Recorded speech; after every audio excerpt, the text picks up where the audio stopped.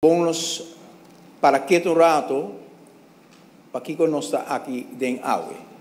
Nós aqui den awe sobre nós discutir Rijkswet, senhor presidente, e cada rato nós sente que a purba para tomar distância de origem de Rijkswet aqui, senhor presidente. Senhor presidente, pensei o documento aqui, lo está founding documents die Rijkswet aqui. E ele chama bestuurlijk akkoord Aruba Nederland, firma dia 4 de junho 2024. E founding documents die Rijkswet que nós temos de nos mãos, senhor presidente.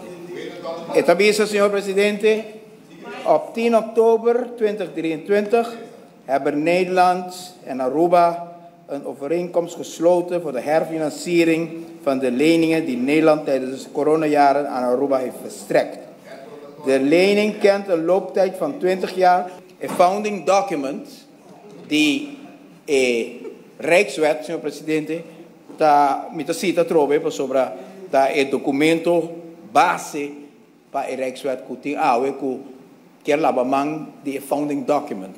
Também que vai criar país, maneira América cria país, então desenhar constituição e depois também que nós da parte da constituição e tour a uitvoering de tudo também a constituição nós assim, senhor presidente.